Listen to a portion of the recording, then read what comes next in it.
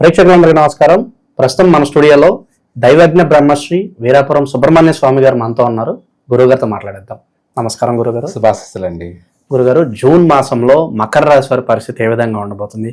ఓవరాల్గా వెళ్ళే నెల పాజిటివ్ అంటారా, నెగిటివ్ అంటారా? ఎలాంటి జాగ్రత్తలు తీసుకోరు గురుగారు? ఈ మకర రాశి వాళ్ళకి జూన్ నెలలో శుభదాయకంగానే ఉంటుంది, శుభప్రదంగానే సాగుతుంది కూడాను. ఈ రాశి వారికి అనుకూలతలు ఎక్కువగా ఉన్నాయి. ఈ మకర రాశి వాళ్ళు జూన్ నెలలో ప్రతి పనిని కూడా ప్రశాంతంగా ప్రారంభం చేసుకోవచ్చు. ఉద్యోగ ప్రయత్నం చేసేవాళ్ళు ఉద్యోగం గురించి ప్రయత్నం చేసుకోవచ్చు. చిన్న ఉద్యోగమా పెద్ద ఉద్యోగమా అనేది కాదు, తప్పకుండా ఉద్యోగం అయితే వస్తుంది. ఆ చిన్న ఉద్యోగం వచ్చినా కూడా దాంట్లో జాయిన్ అయిపోవడమే. ఎందుకంటే కొద్ది రోజుల తర్వాత అదే పెద్ద ఉద్యోగంగా ప్రమోషన్లోకి వెళ్తారు. ఎందుకంటే మనం చేరిన సమయం అనేది, మనం అడుగుపెట్టింది, మనం గృహప్రవేశం అంటాం, మనం అడుగుపెట్టిన వేళ విశేషం, మనం ఆ జాబ్లోకి వెళ్ళినటువంటి మాసం బాగుంది కాబట్టి అది మన జీవితంలో అభివృద్ధి ఉంటుంది. ఇది చిన్న జాబే, నాకు నా హోదాకి తగ్గింది కాదే అని అనుకోకూడదు. వచ్చిన అవకాశాన్ని సద్వినియోగం చేసుకోవాలి. వాడే అదృష్టవంతుడు, వాడే అదృష్టవంతుడు. రెండోది అనుభవం వస్తుంది, ఒక దాంట్లో చేసినటువంటి అనుభవం వస్తుంది. అలాంటి ఖాళీగా లేకుండా జాబు చేస్తున్నటువంటి ఇలా అనేకమైనటువంటి అవగాహనలు కూడా కలుగుతాయి. ఒకటి. రెండోది వచ్చేసి విదేశీ యానయోగం గురించి కూడా ప్రయత్నాలు చేసుకోవచ్చు, తప్పకుండా నెరవేరే అవకాశము ఉంది. ఇందులో కూడా చాలామంది కామెంట్ పెట్టే అవకాశం ఉంటుంది. ఏమని? అక్కడ ఉన్న వాళ్ళని తీసేస్తూ ఉంటే అందరికీ వెళ్ళే అవకాశం ఉంది అని అంటే, ఏ రాశి వాళ్ళకి ఎవరి తలరాత వాళ్ళదే. ఈ ప్రపంచంలో ఎక్కడైనా సరే ఎవడైనా సరే ఏమీ చేయలేడు, అదృష్టవంతుడిని ఎవరు ఏమీ చేయలేరు. ఏ దేశం ఎక్కినా ఎందుకాలిడినా పొగడరా నీ తల్లి భూమి భారత్ అన్నట్టుగా నీ యొక్క హావా అక్కడ ఉండనే ఉంటుంది, నీ హావా అక్కడ ఉండనే ఉంటుంది. అదృష్టవంతుడు అంటే అంతే అన్నమాట. ప్రపంచంలో ఎక్కడ పోయినా వాడు ఎక్కడ అడుగు పెడితే అక్కడంతా 3 పూలు 6 కాయలే, అలా ఆ విధమైన. అయితే అదృష్టవంతుడు అంటే ఈ మాసంలో అదృష్టవంతుడు. జూన్ నెలలో అన్ని విధాలా కూడా వీళ్ళకు పాజిటివ్ అనుకూలతలు ఎక్కువగా ఉన్నాయి, శుభ పరిణామాలు ఎక్కువగా ఉన్నాయి అన్నమాట. రెండోది వచ్చేసి ఉద్యోగ విషయాల్లో కూడా ఎవరికి తగిన ఉద్యోగం వాళ్ళు ప్రయత్నం చేసుకుంటే ఆ ఉద్యోగాలు స్థిరపడే అవకాశం ఉంది, తప్పకుండా ఉద్యోగం వస్తుంది. అలాగే విదేశీ యానయోగం కూడా పూర్తిగా నెరవేరుతుంది. వీటితో పాటు చిన్న వ్యాపారం అయినా సరే పెద్ద వ్యాపారం అయినా సరే చేసుకోవచ్చు, కానీ ట్రావెల్స్ వ్యాపారం చేయకపోవడం మంచిది.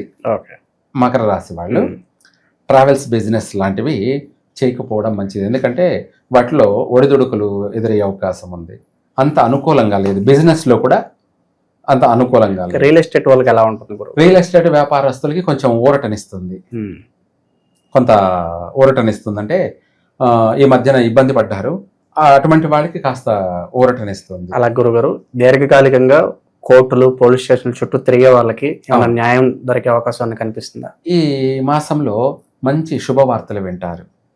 మీరు అన్నట్టుగా దీర్ఘకాలికంగా కుటుంబ సభ్యులతో కావచ్చు, అంటే భార్యాభర్తల మధ్య గొడవలు పడి విడిపోవాలని కోర్టులకు వెళ్ళిన వాళ్ళు కావచ్చు, లేదంటే ఏదైనా భూ తగాదాల వల్ల కోర్టుకు వెళ్ళినటి ఉండవచ్చు. ఇదే కాకుండా లేదా ఉద్యోగ రీత్యా కావచ్చు, ఇంకొక రీత్యా కోర్టుకు వెళ్ళి సమస్యలు బాగా ఏళ్ల తరబడి ఇబ్బంది పడుతున్నటువంటి వాళ్ళకి ఈ సంవత్సరం ఉపశమనం కలిగే అవకాశం ఉంది. అంటే శుభవార్త వింటారు, ఆ సమస్య నుంచి బయటపడే వాళ్ళు బయటపడతారు, లేదంటే అక్కడి నుంచి వాళ్ళకు పాజిటివ్ అయినటువంటి అనుకూలమైన వాతావరణం, ఉపశమనం కలిగే అవకాశము ఉంది.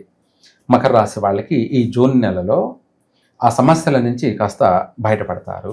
ఆరోగ్యపరమైనటువంటి విషయాలు కొంచెం జాగ్రత్త ఉండాలి, ఎందుకంటే ఒడిదుడుకులు అయితే ఉన్నాయి.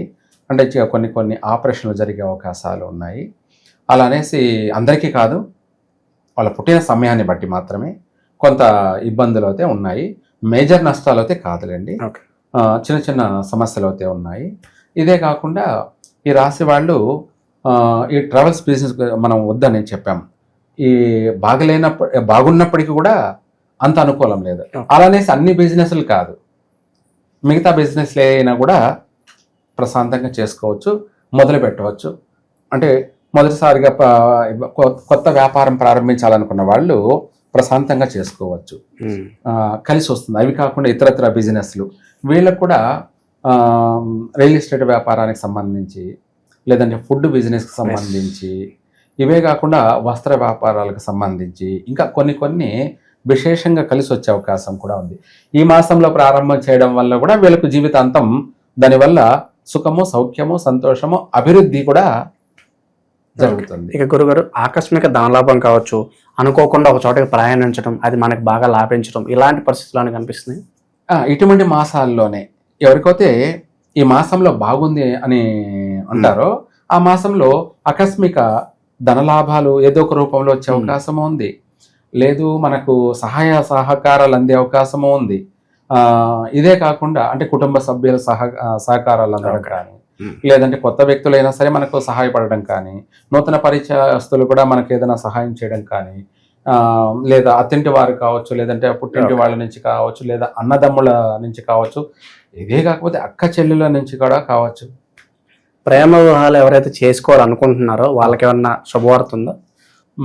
మీరు అన్నట్టుగా ప్రేమ వ్యవహారాల విషయాల్లో అటువంటి వాళ్ళకి శుభవార్తలు అని అనే దానికన్నా ఈ రాశిలో అంత అనుకూలం లేదు.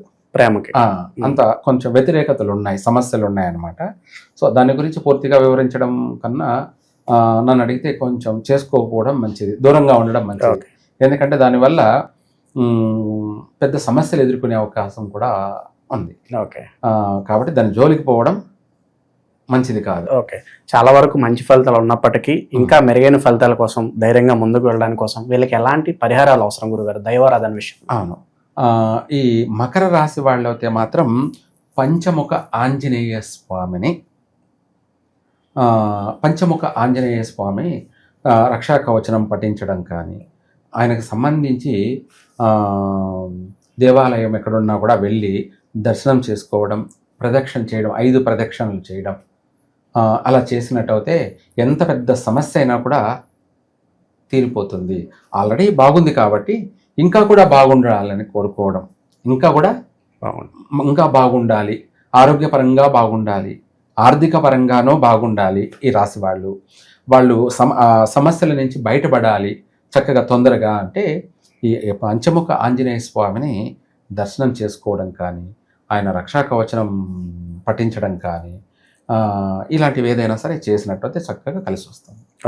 ఓవరాల్గా ఈ జూన్ మాసంలో ఈ రాశి వాళ్ళందరూ కూడా ఏ విధంగా ఉంటుంది, ఎలాంటి జాగ్రత్తలు తీసుకోవాలి, చాలా బాగా వివరించారు గురుగారు. ధన్యవాదాలు గురుగారు. సర్వే జన సుఖినో భవంతు.